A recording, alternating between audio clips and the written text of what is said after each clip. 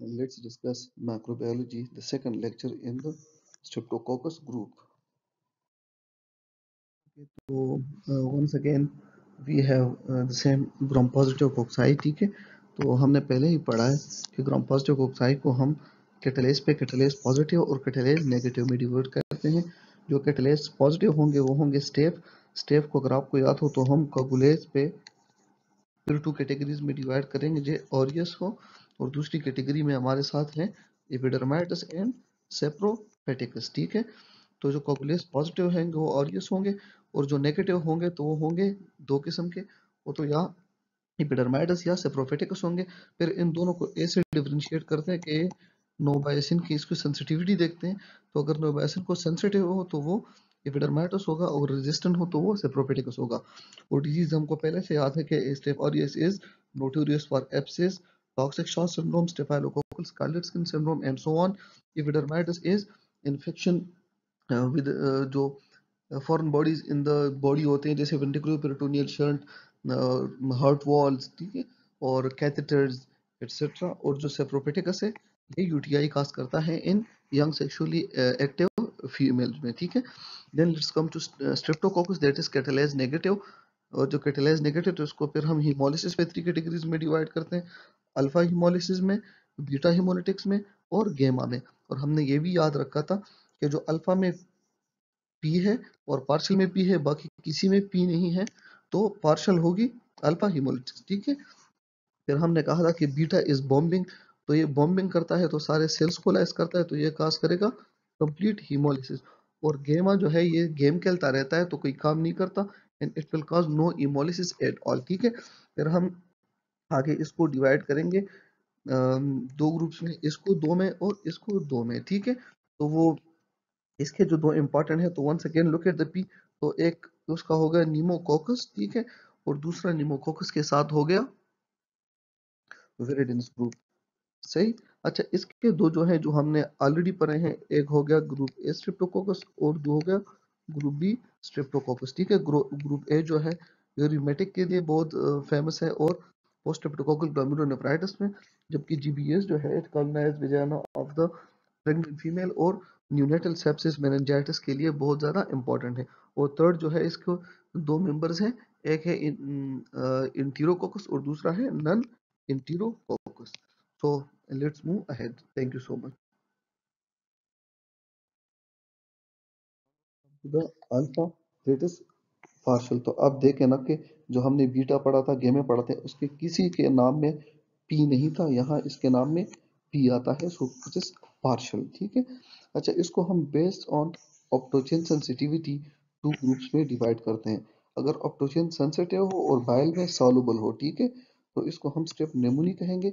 और अगर ऑप्टोजन रेजिस्टेंट हो और बाइल को भी रेजिस्टेंस हो, उसमें सॉल्युबल ना हो, उसको हम विरिडेंस कहते हैं. और विरिडेंस के हमारे साथ फिर फर्दर उसमें मेटस है, म्यूटस है, एंगस है, इंशाल्लाह जाके आगे जाके हम सीरीज में पढ़ेंगे. Now let's come to haemolysis. तो हिमोलिसिस का हमें इसका पहले से पता है कि ये कौन सी टाइप की हिमोलिसिस करेगा.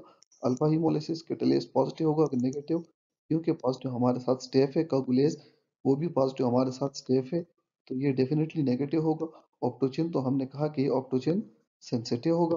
ग्रांड स्टेनिंग में ये ऐसे पेयर्स की शक्ल में होंगे और इसलिए इसको कहते हैं डिप्लोकोकाई. डायमीन्स टू डिप्लोकोकाई ऐसे पेयर्स में पड़े होते हैं. ठीक है, लैंसेट शेप. अच्छा, और तीसरा इफेक्ट ऑफ बाइल, तो उसमें सॉल्युबल है. इसको वही है, अल्फा हिमोलिटिक तो है ही. ठीक है, दूसरा एक कैटलेज नेगेटिव है, गुलेज भी नेगेटिव है. ठीक है, ऑप्टोचिन ये रेजिस्टेंस है और ग्राम स्टेनिंग में ये वंस अगेन ग्राम पॉजिटिव है. लेकिन उससे डिफरेंशिएट ऐसे करते हैं कि ये वाला जो स्ट्रेप्टोकोकस निमोनी है ये डिप्लोकोकाई है और ये डिप्लोकोकाई नहीं है. और इफेक्ट ऑफ बाइल इसमें है कि ये बाइल को रेजिस्टेंस है, जो विरिडेंस है. ठीक है, तो viridans is resistant to bile. अच्छा, याद है कि जो स्ट्रेप्टोकोकस निमोनी है इट इज इनकैप्सुलेटेड, और ये कैप्सूल जो है ये it's one among its virulence factors study. तो न्यूमोकोकस के वायरलेंस फैक्टर्स कंपैरेटिवली थोड़े ज़्यादा हैं. ठीक है, जिसमें हमारे साथ हमने कहा कि टॉप पे पॉलीसेकेराइड कैप्सूल आता है. ठीक है, और it is the major virulence factor. तो आपसे जब भी एग्जाम में पूछे कि the major virulence factor pneumococcus का क्या है, तो ये है polysaccharide capsule. Second one is IgA protease, इसका मतलब है कि ये आईजीए को ब्रेक डाउन करेगा, और आईजीए का ब्रेक डाउन होगा तो इन्फेक्शन ज्यादा होंगे, ठीक है। और स्पेशली ये सिक्रेटरी आईजीए थ्रोट में बहुत ज्यादा होता है। The other one is pneumolysin. जिस तरह स्ट्रेप्टोकोकस में स्ट्रेप्टोलाइसिन था, इसलिए न्यूमोकोकस में न्यूमोलाइसिन होगा, और ये इम्यूनोजेनिक होगा, तो इसके खिलाफ एंटीबॉडीज बनेंगे, ठीक है। और उधर भी वो हीमोलाइसिस करता था, हीमोलाइसिस करता था, यहाँ पे ये हीमोलाइसिस करेगा।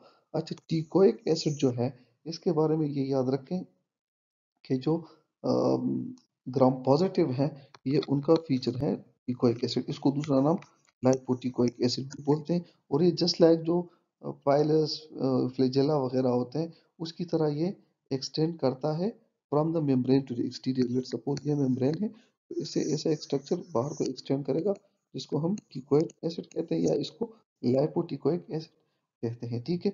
और ये जो करता है, ये इंड्यूस करता है tumour necrosis, tissue necrosis factor alpha को, और इंटरल्यूकिन 1 को, और आगे जाके ये कैस्केड इनिशिएट करेगा, ठीक है, जो हम नॉलजी में डिटेल से पढ़ेंगे। अच्छा, विरिडेंस जो है, विरिडेंस के बारे में याद रखें कि इनका मेजर वायरुलेंस फैक्टर है, वो है इनका डिक्सट्रेन, ठीक है। और दिस डिक्सट्रेन मीडिएटेड, ये उधर जाके लेट सपोज ये हार्ट के वॉल्स हैं, तो वहां पे अगर प्लेटलेट का एग्रीगेशन हो, तो थ्रू इस डिक्सट्रेन यहाँ पे बाइंड हो जाते हैं, and that can result in infective endocarditis. Streptococcus pneumoniae जो है, इसके इम्पोर्टेंट डिजीज को लोग मॉप से याद करते हैं, कोई मतलब लॉर्ड मोर निमोनिक्स लोग करते हैं, MOPS, ठीक है। तो एम से मेनिंजाइटिस हो गया, ये मेनिंजाइटिस का मोस्ट कॉमन काज है, ठीक है। और से ओटाइटिस मीडिया का मोस्ट कॉमन काज है, ठीक है। स्पेशली इन किड्स साइनोसाइटिस का भी ये मोस्ट इंपॉर्टेंट काज है, और निमोनिया का भी। और इसके निमोनिया के बारे में याद रखें कि ये यूजुअली जो 6th डिकेड ऑफ लाइफ होता है ना, उसमें इट्स वेरी इंपॉर्टेंट काज। और दूसरा ये कि इसके साथ हाई ग्रेड फीवर्स, चिल्स, और लंग, अगर आप एक्सरे करें, it will involve specific lobe, that is lobar pneumonia, ठीक है। और इसका स्पूटम जो होगा, वो ब्लड टेंज होगा, दैट विल appear रस्टी, ठीक। तो it can cause rusty sputum. अच्छा, जो स्ट्रेप्टोकोकस विरिडेंस है, स्ट्रेप्टोकोकस विरिडेंस के बारे में ये बात याद रखें कि ये एक तो हमारे साथ डेंटल केरीज करता है, क्योंकि ये ओरोफेरिंजियल कॉलोनाइजेशन करता है, और दूसरा सब एक्यूट बैक्टीरियल एंडोकार्डाइटिस करता है, ठीक है। So viridans is important for dental caries and subacute bacterial endo. जो गेमा हिमोलिटिक्स है, तो इसको हमने पहले से पढ़ा था कि play game with hemolysis means they cause no hemolysis। इसको हम फर्दर 2 ग्रुप्स में डिवाइड करते हैं, एक इंटेरोकोकाई को और दूसरा नॉन इंटेरोकोकाई को, and that is to based on their growth in the 6.5% NaCl। So इनके फीचर और डिजीजेस इसी एक ही स्लाइड में पढ़ते हैं। तो hemolysis हमें पता है कि इट इज गेमा hemolyticus, टोटलेज नेगेटिव, ऑब्वियसली कॉकुलेज भी नेगेटिव है, ये राम स्टैंडिंग में ये पॉजिटिव कोकाई है। और effect of NaCl, so they can grow in 6.5% NaCl, और ये गट को कॉलोनाइज करता है, ठीक है। So the most important disease caused by them are UTI, biliary tract infection and subacute endocarditis। अच्छा, जो दूसरा ग्रुप है हमारे साथ, जिसको हम नन इंटेरोकोकस कहते हैं या स्ट्रेप्टोकोकस बोविस, तो ये हिमोलिसिस इसकी डेफिनेटली गेमा हिमोलिसिस है, कैटलेज नेगेटिव है, कागुलेज नेगेटिव है, ग्राम स्टेनिंग इसकी पॉजिटिव स्ट्रेप्टोकोकाई है इन द फॉर्म ऑफ चेन्स, ठीक है। और इफेक्ट ऑफ NaCl, सो ये NaCl में नो ग्रोथ, ये ग्रो नहीं करेगी उधर 6.5% NaCl में, और ये भी गट को कॉलोनाइज करता है, ठीक है। और दूसरी इंपॉर्टेंट बात यह है कि ये कोलॉन कैंसर वाले पेशेंट में एंडोकार्डाइटिस काज करता है। सो वेन एवर क्वेश्चन में कोलॉन कैंसर हो और आपसे एंडोकार्डाइटिस का काज पूछा हो, so don't forget to pick streptococcus bovis, ठीक है। अच्छा, थोड़ा इसके बारे में स्ट्रेप्टोकोकस फीकैलिस जो है, ये याद रखें कि ये they are in the form of twisted chains, ठीक है। स्ट्रेप्टोकोकस ट्विस्टेड चेन्स, तो they are in the form of twisted chains होते हैं। और इसमें हमारे साथ दो हैं, एक है स्ट्रेप्टोकोकस फीकैलिस और दूसरा है स्ट्रेप्टोकोकस फेशियम। तो ये दोनों नाम आपने याद रखने हैं, ठीक है। और याद रखें कि ये एंडोकार्डाइटिस उस पेशेंट में बहुत ज़्यादा करेंगे जिसमें आप जीआई या जेनिटो यूरिनरी प्रोसीजर्स करते हो। जैसे कि जेनिटो यूरिनरी प्रोसीजर्स क्या है, एंडोस्कोपी आप करते हो, कोलोनोस्कोपी आप करते हो। तो इन पेशेंट में आपने स्ट्रेप्टोकोकस फीकैलिस स्ट्रेप्टोकोकस पीसियम को as a cause of bacterial acute endocarditis rule out करना है, ठीक है। With this we come to the end of streptococcus. और नेक्स्ट लेक्चर जो पढ़ेंगे वो भी हम कोक्साई पे पढ़ेंगे, लेकिन वो ग्राम नेगेटिव होंगे। Thank you so much. Allah Hafiz.